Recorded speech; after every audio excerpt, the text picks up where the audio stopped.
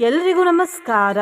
ಈ ಬುಧವಾರವು ತುಂಬ ಅಪರೂಪದ್ದು ಮತ್ತು ವಿಶೇಷವಾದದ್ದು. ಯಾಕಂದ್ರೆ ಇವತ್ತು ಬುಧವಾರದ ದಿನ ಸಂಕಷ್ಟಹರ ಚತುರ್ಥಿ ಬಂದಿದೆ. ಈ ಕಾರಣದಿಂದ ಇವತ್ತು ನಾವು ಶ್ರೀ ಗಣಾಧಿಪ ದೇವರ ಒಂದು ಶಕ್ತಿಶಾಲಿ ಮಂತ್ರವನ್ನು ಕೇಳುವ. ಅದಕ್ಕಿಂತ ಮುಂಚೆ ಗಣಾಧಿಪ ಹೆಸರಿನ ಅರ್ಥವನ್ನು ತಿಳ್ಕೊಳ್ವ. ಶಿವದೇವರ ಒಂದು ದಿವ್ಯವಾದ ಸೇನೆ ಇದೆ. ಅದು ಗಣಗಳ ಸೇನೆ. ಈ ಸೇನೆಗೆ ಶಿವದೇವರು ಗಣೇಶ ದೇವರನ್ನು ಅಧಿಪತಿಯಾಗಿ ನಿಯುಕ್ತಿಸಿದರು. ಹಾಗಾಗಿ ಗಣಪತಿ ದೇವರಿಗೆ ಗಣಾಧಿಪ ಅನ್ನುವ ಹೆಸರು ಬಂತು. ಈ ದಿನ ಈ ಮಂತ್ರವನ್ನು ಭಕ್ತಿಯಿಂದ 108 ಬಾರಿ ಕೇಳಿದ್ರೆ ಅಥವಾ ಜಪಿಸಿದ್ರೆ ಅಡೆತಡೆಗಳು ಆಗಾಗ ಬಾಧಿಸುವುದಿಲ್ಲ. ದೊಡ್ಡ ದೊಡ್ಡ ಕಷ್ಟಗಳು ಕೂಡ ಮಂಜಿನಂತೆ ಕರಗಿ ಹೋಗುತ್ತವೆ. ಆರೋಗ್ಯ ರಕ್ಷಣೆಯಾಗುತ್ತದೆ. ಕಳಂಕಗಳು ದೂರವಾಗುತ್ತವೆ. ಸೋಲನ್ನು ಹಿಮ್ಮೆಟ್ಟುವ ಶಕ್ತಿ ಬರುತ್ತದೆ. ದುರಿತಗಳು ನಾಶವಾಗುತ್ತವೆ. ದುರದೃಷ್ಟ ದೂರವಾಗುತ್ತದೆ ಮತ್ತು ಹಣಕಾಸಿನ ಸಮಸ್ಯೆ ನಾಶವಾಗುತ್ತದೆ. ಹಿಂದಿನ ವಿಡಿಯೋದಲ್ಲಿ ನಾನು ಕೇಳಿದ ಪ್ರಶ್ನೆ, ಇವರಲ್ಲಿ ಯಾರು ಲಕ್ಷ್ಮೀ ತಾಯಿಯ ರೂಪರಲ್ಲ ಎಂದು. ಈ ಪ್ರಶ್ನೆಗೆ ಸರಿಯುತ್ತರ ಬಿ. ಶ್ರೀ ದುರ್ಗೆ ತಾಯಿ. ಸರಿಯುತ್ತರ ಕೊಟ್ಟವರಲ್ಲಿ ಒಬ್ಬರ ಹೆಸರು ಉಷಾ ಸತರ್ವರಗು. ಉಷಾ ಅವರೇ ಭಕ್ತಿ ಮಾಡುವುದನ್ನು ಬಿಡಬೇಡಿ ಅಂತ ಹೇಳ್ತಾ ಇವತ್ತಿನ ಪ್ರಶ್ನೆಯನ್ನು ನೋಡುವ. ಗಣೇಶ ದೇವರ ತಾಯಿ ಯಾರು? ಎ. ಗೌರಿ ತಾಯಿ, ಬಿ. ಪಾರ್ವತಿ ತಾಯಿ, ಸಿ. ಎ ಮತ್ತು ಬಿ ಒಬ್ಬರೇ, ಡಿ. ಸೀತೆ ತಾಯಿ. ಈ ಪ್ರಶ್ನೆಗೆ ಸರಿಯುತ್ತರ ಕೊಟ್ಟವರಲ್ಲಿ ಒಬ್ಬರ ಹೆಸರನ್ನು ನಾಳಿನ ವಿಡಿಯೋದಲ್ಲಿ ಹೇಳ್ತೇನೆ. ಬನ್ನಿ ಈಗ ಈ ಶಕ್ತಿಶಾಲಿ ಗಣಾಧಿಪ ಮಂತ್ರವನ್ನು 108 ಬಾರಿ ಭಕ್ತಿಯಿಂದ ಕೇಳುವ. ಅದಕ್ಕಿಂತ ಮುಂಚೆ ಓಂ ಶ್ರೀ ಗಣಾಧಿಪಾಯ ನಮಃ ಎಂದು ಕಮೆಂಟ್ ಮಾಡಿ. ಚಾನಲಿಗೆ ಹೊಸಬ್ರಾಗಿದ್ರೆ ಚಾನಲನ್ನು ಸಬ್ಸ್ಕ್ರೈಬ್ ಮಾಡಿ. ಹತ್ತಿರ ಇರುವ ಬೆಲ್ ಬಟನ್ ಪ್ರೆಸ್ ಮಾಡಿ. ಆಲ್ ಅನ್ನುವ ಆಪ್ಷನ್ ಅನ್ನು ಸೆಲೆಕ್ಟ್ ಮಾಡಿ. ನರಾಧಿಪತ್ವದಾಯಕಂ ಸ್ವರಾದಿಲೋಕನಾಯಕಂ ಜ್ವರಾದಿರೋಗವಾರಕಂ ನಿರಾಕೃತಾಸುರವ್ರಜಂ. ಓಂ ಶ್ರೀ ಗಣಾಧಿಪಾಯ ನಮಃ.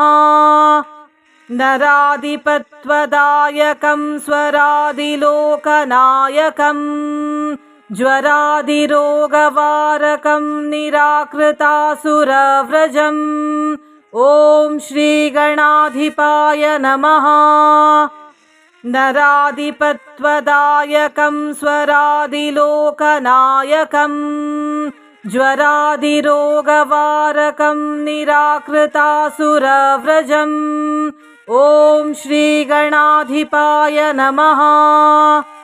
ನರಾಧಿಪತ್ವದಾಯಕಂ ಸ್ವರಾದಿಲೋಕನಾಯಕಂ ಜ್ವರಾದಿರೋಗವಾರಕಂ ನಿರಾಕೃತಾಸುರವ್ರಜಂ. ಓಂ ಶ್ರೀ ಗಣಾಧಿಪಾಯ ನಮಃ. ನರಾಧಿಪತ್ವದಾಯಕಂ ಸ್ವರಾದಿಲೋಕನಾಯಕಂ ಜ್ವರಾದಿರೋಗವಾರಕಂ ನಿರಾಕೃತಾಸುರವ್ರಜಂ. ಓಂ ಶ್ರೀ ಗಣಾಧಿಪಾಯ ನಮಃ. ನರಾಧಿಪತ್ವದಾಯಕಂ ಸ್ವರಾದಿಲೋಕನಾಯಕಂ ಜ್ವರಾದಿರೋಗವಾರಕಂ ನಿರಾಕೃತಾಸುರವ್ರಜಂ. ಓಂ ಶ್ರೀ ಗಣಾಧಿಪಾಯ ನಮಃ.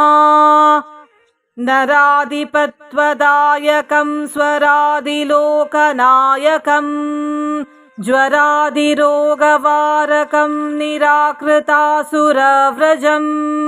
ಓಂ ಶ್ರೀ ಗಣಾಧಿಪಾಯ ನಮಃ. ನರಾಧಿಪತ್ವದಾಯಕಂ ಸ್ವರಾದಿಲೋಕನಾಯಕಂ ಜ್ವರಾದಿರೋಗವಾರಕಂ ನಿರಾಕೃತಾಸುರವ್ರಜಂ. ಓಂ ಶ್ರೀ ಗಣಾಧಿಪಾಯ ನಮಃ. ನರಾಧಿಪತ್ವದಾಯಕಂ ಸ್ವರಾದಿಲೋಕನಾಯಕಂ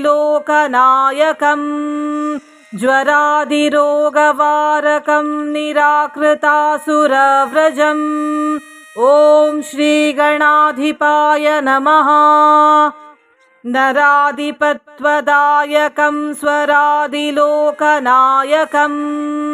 ज्वरादिरोगवारकं निराकृतासुरव्रजम् ॐ श्रीगणाधिपाय नमः।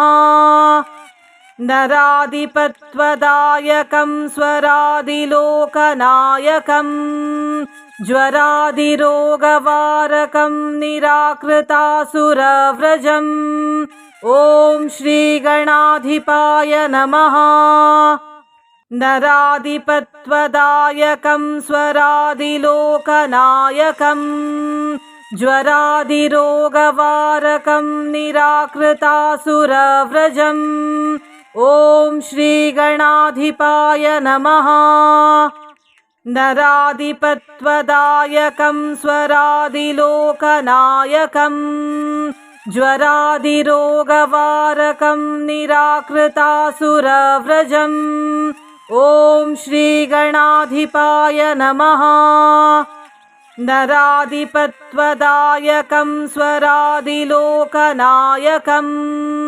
ज्वरादिरोगवारकं निराकृतासुरव्रजम् ॐ श्रीगणाधिपाय नमः। नराधिपत्वदायकं स्वरादिलोकनायकं ज्वरादिरोगवारकं निराकृतासुरव्रजम्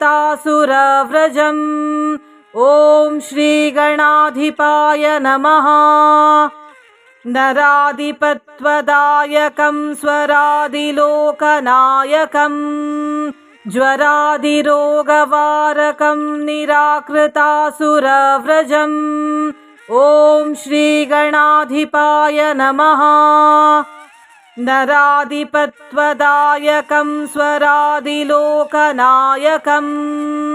ज्वरादिरोगवारकं निराकृतासुरव्रजम् ॐ श्रीगणाधिपाय नमः। नराधिपत्वदायकं स्वरादिलोकनायकं ज्वरादिरोगवारकं निराकृतासुरव्रजम् ॐ श्रीगणाधिपाय नमः। नराधिपत्वदायकं स्वरादिलोकनायकं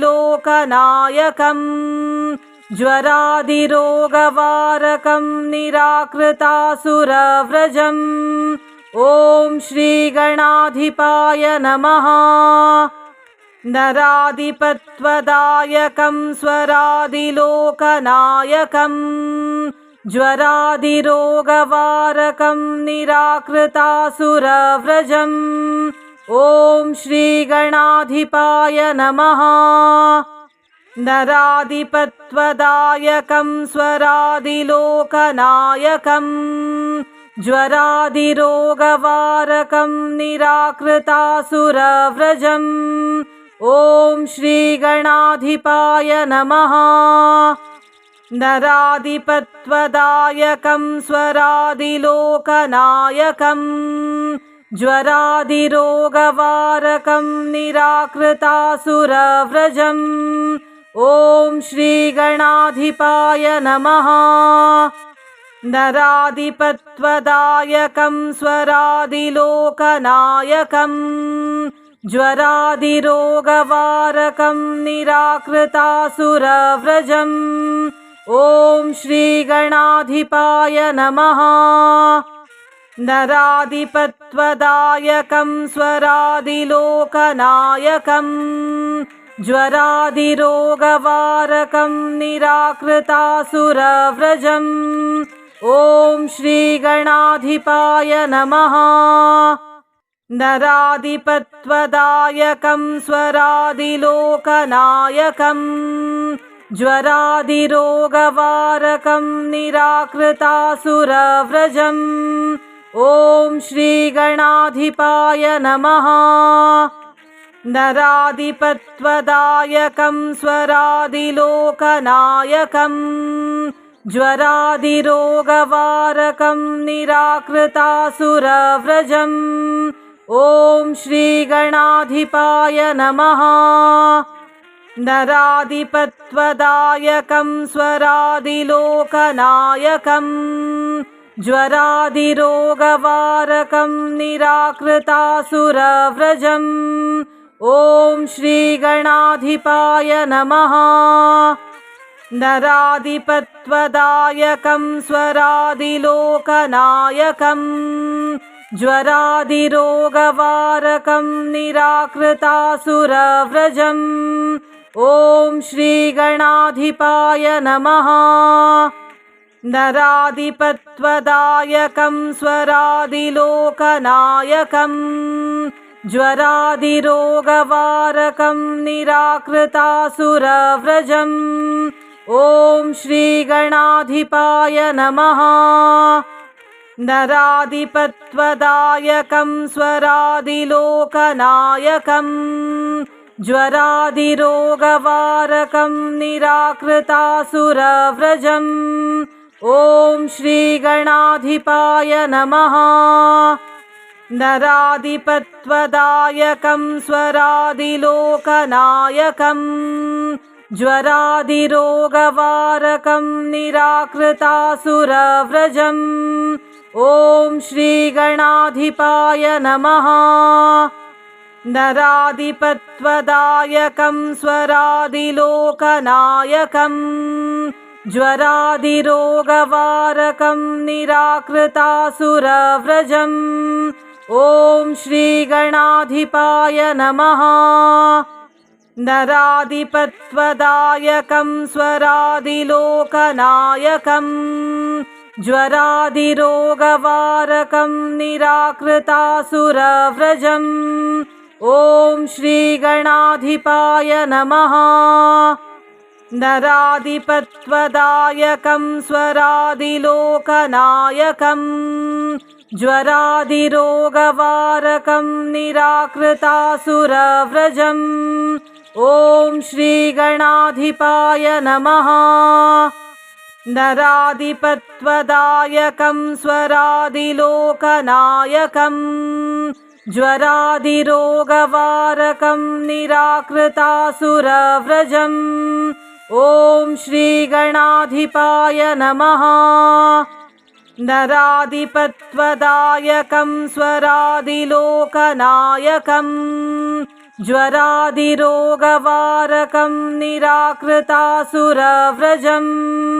ॐ श्रीगणाधिपाय नमः। नराधिपत्वदायकं स्वरादिलोकनायकं ज्वरादिरोगवारकं निराकृतासुरव्रजम् ॐ श्रीगणाधिपाय नमः। नराधिपत्वदायकं स्वरादिलोकनायकं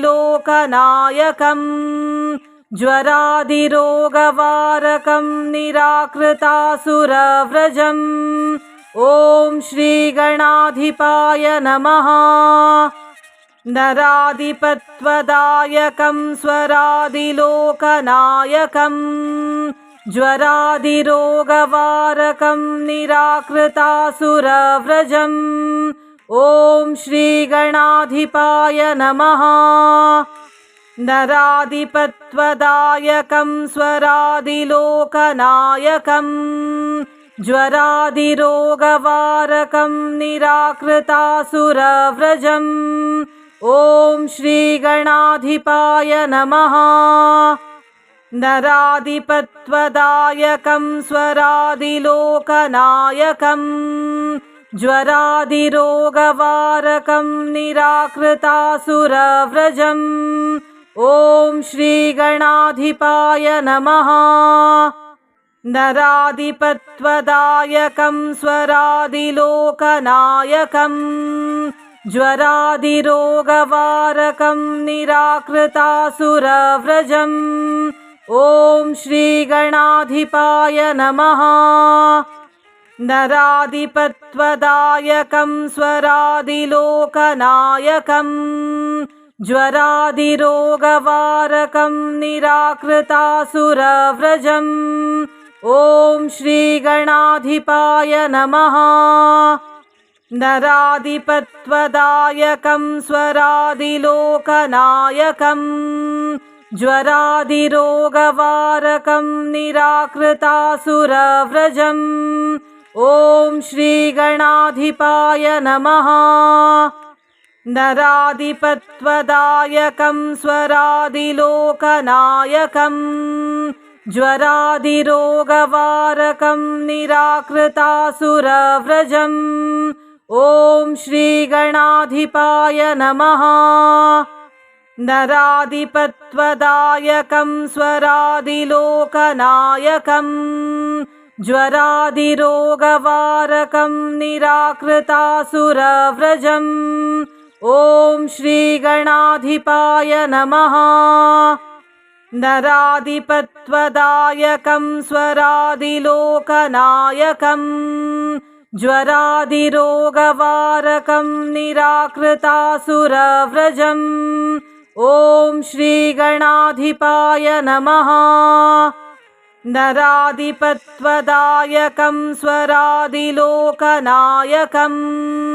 ज्वरादिरोगवारकं निराकृतासुरव्रजम् ॐ श्रीगणाधिपाय नमः। नराधिपत्वदायकं स्वरादिलोकनायकं ज्वरादिरोगवारकं निराकृतासुरव्रजम् ॐ श्रीगणाधिपाय नमः। नराधिपत्वदायकं स्वरादिलोकनायकं ज्वरादिरोगवारकं निराकृतासुरव्रजम् ॐ श्रीगणाधिपाय नमः। नराधिपत्वदायकं स्वरादिलोकनायकं ज्वरादिरोगवारकं निराकृतासुरव्रजम्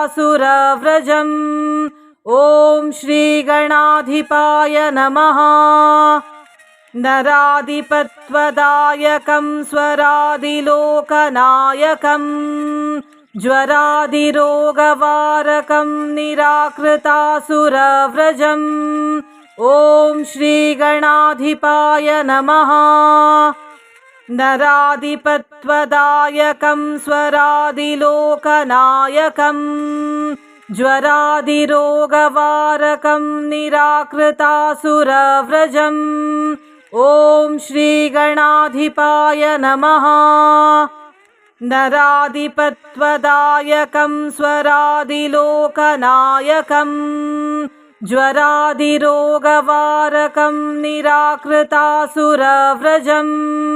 ॐ श्रीगणाधिपाय नमः। नराधिपत्वदायकं स्वरादिलोकनायकं ज्वरादिरोगवारकं निराकृतासुरव्रजम् ॐ श्रीगणाधिपाय नमः। नराधिपत्वदायकं स्वरादिलोकनायकं ज्वरादिरोगवारकं निराकृतासुरव्रजम् ॐ श्रीगणाधिपाय नमः। नराधिपत्वदायकं स्वरादिलोकनायकं ज्वरादिरोगवारकं निराकृतासुरव्रजम्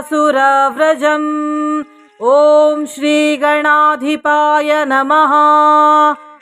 नराधिपत्वदायकं स्वरादिलोकनायकं ज्वरादिरोगवारकं निराकृतासुरव्रजम् ॐ श्रीगणाधिपाय नमः। नराधिपत्वदायकं स्वरादिलोकनायकं ज्वरादिरोगवारकं निराकृतासुरव्रजम् ॐ श्रीगणाधिपाय नमः। नराधिपत्वदायकं स्वरादिलोकनायकं ज्वरादिरोगवारकं निराकृतासुरव्रजम् ॐ श्रीगणाधिपाय नमः। नराधिपत्वदायकं स्वरादिलोकनायकं ज्वरादिरोगवारकं निराकृतासुरव्रजम् ॐ श्रीगणाधिपाय नमः। नराधिपत्वदायकं स्वरादिलोकनायकं ज्वरादिरोगवारकं निराकृतासुरव्रजम् ॐ श्रीगणाधिपाय नमः। नराधिपत्वदायकं स्वरादिलोकनायकं ज्वरादिरोगवारकं निराकृतासुरव्रजम् ॐ श्रीगणाधिपाय नमः। नराधिपत्वदायकं स्वरादिलोकनायकं ज्वरादिरोगवारकं निराकृतासुरव्रजम् ॐ श्रीगणाधिपाय नमः। नराधिपत्वदायकं स्वरादिलोकनायकं ज्वरादिरोगवारकं निराकृतासुरव्रजम् ॐ श्रीगणाधिपाय नमः। नराधिपत्वदायकं स्वरादिलोकनायकं ज्वरादिरोगवारकं निराकृतासुरव्रजम् ॐ श्रीगणाधिपाय नमः। नराधिपत्वदायकं स्वरादिलोकनायकं ज्वरादिरोगवारकं निराकृतासुरव्रजम् ॐ श्रीगणाधिपाय नमः। नराधिपत्वदायकं स्वरादिलोकनायकं ज्वरादिरोगवारकं निराकृतासुरव्रजम् ॐ श्रीगणाधिपाय नमः। नराधिपत्वदायकं स्वरादिलोकनायकं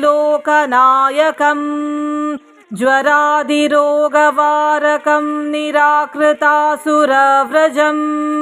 ॐ श्रीगणाधिपाय नमः। नराधिपत्वदायकं स्वरादिलोकनायकं ज्वरादिरोगवारकं निराकृतासुरव्रजम् ॐ श्रीगणाधिपाय नमः। नराधिपत्वदायकं स्वरादिलोकनायकं ज्वरादिरोगवारकं निराकृतासुरव्रजम् ॐ श्रीगणाधिपाय नमः। नराधिपत्वदायकं स्वरादिलोकनायकं ज्वरादिरोगवारकं निराकृतासुरव्रजम् ॐ श्रीगणाधिपाय नमः। नराधिपत्वदायकं स्वरादिलोकनायकं ज्वरादिरोगवारकं निराकृतासुरव्रजम् ॐ श्रीगणाधिपाय नमः। नराधिपत्वदायकं स्वरादिलोकनायकं ज्वरादिरोगवारकं निराकृतासुरव्रजम् ॐ श्रीगणाधिपाय नमः। नराधिपत्वदायकं स्वरादिलोकनायकं ज्वरादिरोगवारकं निराकृतासुरव्रजम् ॐ श्रीगणाधिपाय नमः। नराधिपत्वदायकं स्वरादिलोकनायकं ज्वरादिरोगवारकं निराकृतासुरव्रजम् ॐ श्रीगणाधिपाय नमः। नराधिपत्वदायकं स्वरादिलोकनायकं ज्वरादिरोगवारकं निराकृतासुरव्रजम् ॐ श्रीगणाधिपाय नमः। नराधिपत्वदायकं स्वरादिलोकनायकं ज्वरादिरोगवारकं निराकृतासुरव्रजम् ॐ श्रीगणाधिपाय नमः। नराधिपत्वदायकं स्वरादिलोकनायकं ज्वरादिरोगवारकं निराकृतासुरव्रजम् ॐ श्रीगणाधिपाय नमः। नराधिपत्वदायकं स्वरादिलोकनायकं ज्वरादिरोगवारकं निराकृतासुरव्रजम् ॐ श्रीगणाधिपाय नमः। नराधिपत्वदायकं स्वरादिलोकनायकं ज्वरादिरोगवारकं निराकृतासुरव्रजम् ॐ श्रीगणाधिपाय नमः। नराधिपत्वदायकं स्वरादिलोकनायकं ज्वरादिरोगवारकं निराकृतासुरव्रजम् ॐ श्रीगणाधिपाय नमः। नराधिपत्वदायकं स्वरादिलोकनायकं ज्वरादिरोगवारकं निराकृतासुरव्रजम् ॐ श्रीगणाधिपाय नमः। नराधिपत्वदायकं स्वरादिलोकनायकं ज्वरादिरोगवारकं निराकृतासुरव्रजम् ॐ श्रीगणाधिपाय नमः। नराधिपत्वदायकं स्वरादिलोकनायकं ज्वरादिरोगवारकं निराकृतासुरव्रजम् ॐ श्रीगणाधिपाय नमः। नराधिपत्वदायकं स्वरादिलोकनायकं ज्वरादिरोगवारकं निराकृतासुरव्रजम्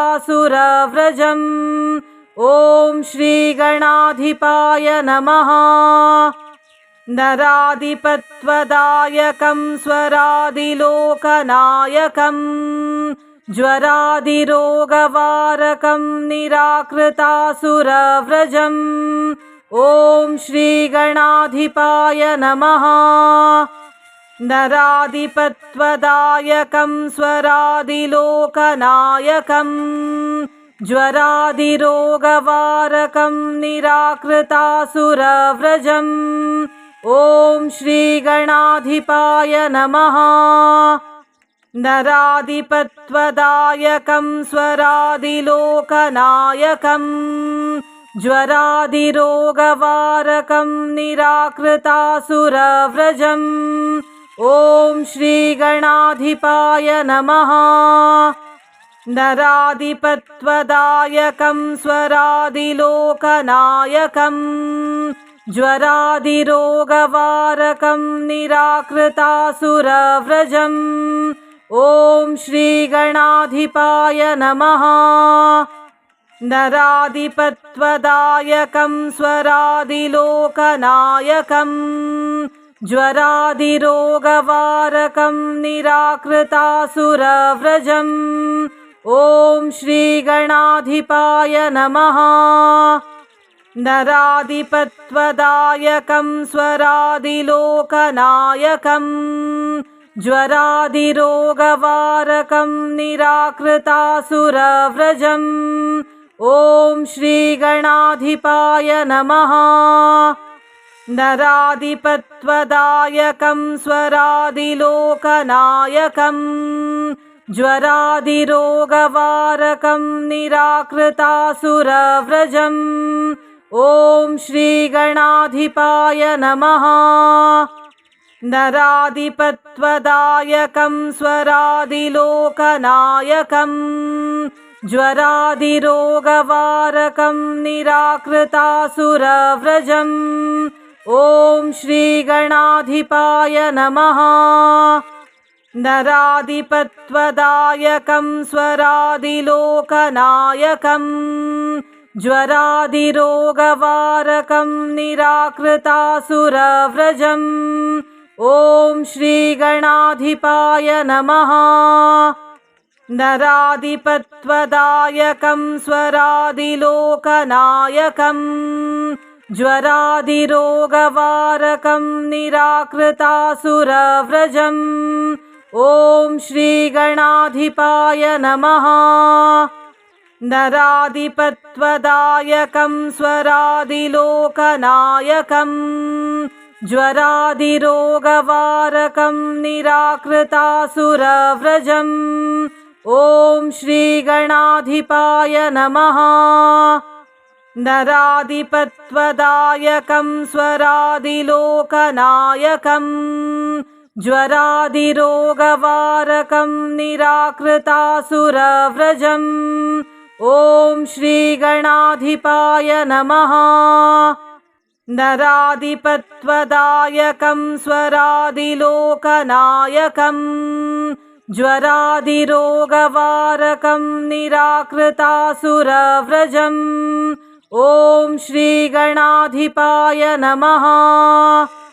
नराधिपत्वदायकं स्वरादिलोकनायकं ज्वरादिरोगवारकं निराकृतासुरव्रजम् ॐ श्रीगणाधिपाय नमः।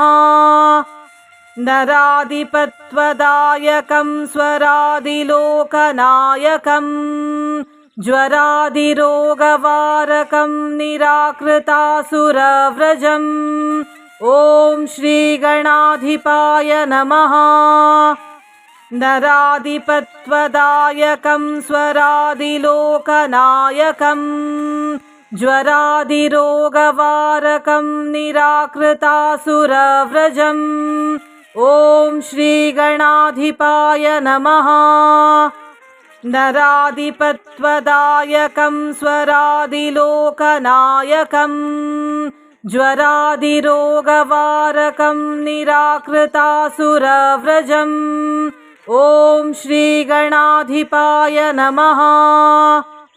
नराधिपत्वदायकं स्वरादिलोकनायकं ज्वरादिरोगवारकं निराकृतासुरव्रजम् ॐ श्रीगणाधिपाय नमः। नराधिपत्वदायकं स्वरादिलोकनायकं ज्वरादिरोगवारकं निराकृतासुरव्रजम्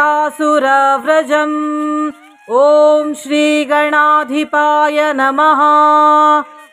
नराधिपत्वदायकं स्वरादिलोकनायकं ज्वरादिरोगवारकं निराकृतासुरव्रजम् ॐ श्रीगणाधिपाय नमः।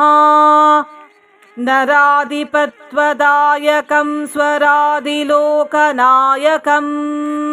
ज्वरादिरोगवारकं निराकृतासुरव्रजम् ॐ श्रीगणाधिपाय नमः। नराधिपत्वदायकं स्वरादिलोकनायकं ज्वरादिरोगवारकं निराकृतासुरव्रजम् ॐ श्रीगणाधिपाय नमः।